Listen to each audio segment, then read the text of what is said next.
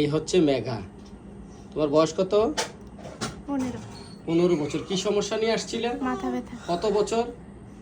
অনেক বছর। কি রকম মাথা ব্যথা ছিল? প্রচুর মাথা ব্যথা। বলো, বর্ণনা দাও, মাথা ব্যথার বর্ণনা দাও। মানে প্রচুর রাগ, কেমন ব্যথা ছিল? রাগ ওঠার মতো।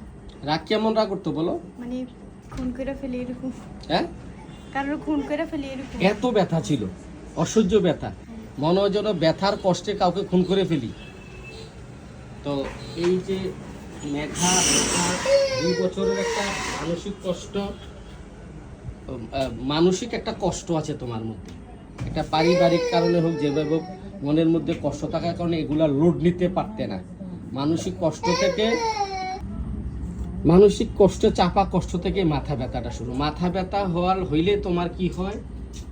রাগ ওঠে। আক্রান্ত পাশে চেপে শুইলে একটু আরাম লাগে, শব্দে গ্যাঞ্জামে নড়াচড়ায় মাথা ব্যথা বেড়ে যায়, নীরব চুপচাপ শুয়ে থাকলে ভালো লাগে।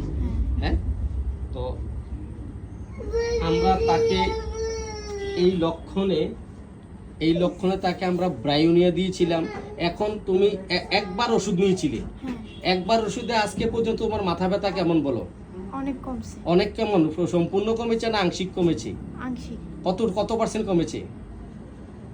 9%। নাই, ব্যথা নাই, ব্যথা আর নাই না?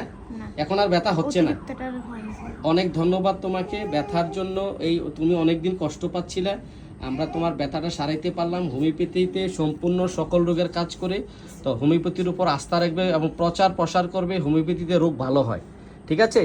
তাহলে আমরা তোমাকে ব্রায়োনিয়া দিয়ে, হোমিওপ্যাথিক ওষুধ দিয়ে তোমাকে ব্যথাটা সারতে পেরেছি। তো তুমি ধৈর্য ধরে ওষুধটা খেয়েছো, একবারের ওষুধে তোমার মাথা ব্যথা সেরেছে, এই জন্য অনেক শুক্রিয়া। এবং তোমাকে ভিডিওটি করার অনুমতি দেওয়ার জন্য তোমাকেও অনেক ধন্যবাদ।